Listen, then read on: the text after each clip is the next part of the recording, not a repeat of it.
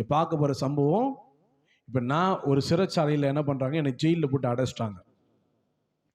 அப்போ நான் ப்ரேயர் பண்ணல.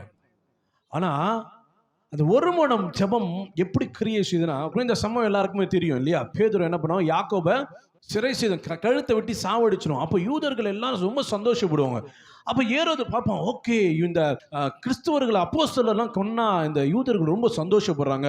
இப்போ அடுத்தவனை ஒன்று புடிடா, அடுத்த நாள் இன்னொருத்தனை போடலாம், அப்போ தான் எல்லாம் இன்னும் கொஞ்சம் என்ஜாயாக இருப்பாங்க. நம்ம நல்லா வந்து என்ன பண்ண முடியுங்க, ராஜ்யபாரத்தில் கரெக்டாக இருக்கும், எவனை கலகம் பட மாட்டான், நம்ம லைஃப் கரெக்டாக இருக்கும் என்பதுக்காக அங்கே ஏரோது நிற்பான். ஏரோது யாருன்னா பைபிள் ஸ்டடியில் எடுத்திருக்கேன் இல்லையா? அப்போ இங்க என்ன பண்றான், அடுத்த நாள் பேதுருவை பிடிச்சிட்டு வந்துட்டாங்க, பிடிச்சிட்டு வந்து ஜெயிலில் போட்டாங்க. நாளைக்கு இதே போல யாரு, யாக்கோபை சிறை சேதம் செய்து சாவடித்த போல எல்லாரையும் போல நாளைக்கு உனக்கு என்ன பண்ண போறாங்க, சாவு அப்படின்னு சொல்லி ஜெயில தூக்கி போட்டுருவாங்க. அப்போ பேதுரு என்ன பண்ணுவாருன்னா தூங்கிட்டு இருப்பார். ஆனா சபையார் அவனுக்காக ஊக்கத்தோட ஜெபம் பண்ணினார்கள். சபையார் என்ன பண்ணாங்களாம், பேதுருவுக்காக, அவர்களுக்காக இல்லை, ஹலோ, அவர்களுக்காக இல்லை, பேதுருவுக்காக, கட்டுல பிரச்சனையில இருப்பவர்களுக்காக இவர்கள் என்ன பண்ணாங்களாம், ஒரு இடத்துல கூடி வந்து, ஒரு வீட்டு அறையில கூடி வந்து, அவன் எந்த சூழ்நிலையில இது மாதிரி ஃப்ரீயான ஒரு சுச்சுவேஷன் கிடையாது. நீ ஜெபிக்கிறது தெரிஞ்சா தூக்கி உள்ள போட்டுருவான். சத்தம் இல்லாமல்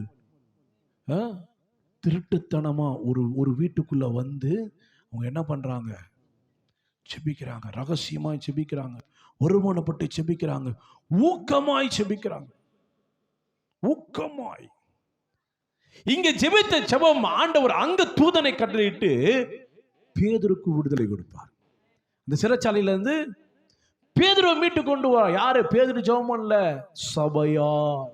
ஏன் மீட்டிங் வைக்கிறோம், ஏன் பிரேயர் வைக்கிறோம், எதுக்கு விண்ணப்பிஷேட்லாம் அடிச்சு கொடுக்கிறோம்? நீங்கள் ஜெபிக்கிற ஜெபம் உங்கள் சகோதரியும் சகோதரியும் காப்பாற்றும். அவர்கள் ஜெபிக்க மறக்கும் பொழுது, அவர்கள் ஜெபிக்க மறக்கும் பொழுது உங்கள் ஜெபம் அவர்களை விடுவிக்கும். உங்கள் ஜெபத்தின் நிமித்தமா எங்க ஒருமனப்பட்டு நம் ஜெபிக்கும் பொழுது நம் ஜெபம் நம் சகோதரியும் சகோதரியும் நம்முடைய சபையில் இருக்க குடும்பத்தார் என்ன பண்ணும், ரட்சிக்கும், மீட்கும். உபத்திரத்திலிருந்து தேவன் தம்முடைய தூதனை கட்டளையிட்டு மீட்பார். எப்போ ஒருமனப்பட்டு சபையார் ஊக்கமாய் ஜெபம் பண்ணும். அவங்க குடும்பத்தில் நடந்தா எனக்கு என்ன, அவங்களுக்கு பிரச்சனை வந்தா எனக்கு என்ன, ஆமீன் ஆமீன் ஆமீன் ஸ்தோத்திரம், அப்படி இல்லை, ஊக்கமாய். என் குடும்பம், அது என் சரீரத்தில் இணைக்கப்பட்ட அவயம், என்னுடைய கண்ணா இருக்கா, என்னுடைய கையா இருக்கா, அந்த இடத்துல அடிபட்டதுனா எனக்கு இந்த உடம்பு ஃபுல்லா பாதிக்கப்படும். அவங்க விழுந்து போயிட எனக்கு மன கஷ்டமா இருக்கும். அந்த வருத்தம் என் குடும்பத்தில் நடந்தது, அது எனக்கு நடந்தது என்று நினைத்து அதற்காக உன் ஃபேமிலியில ஒரு பெரிய அடி ஓடுது.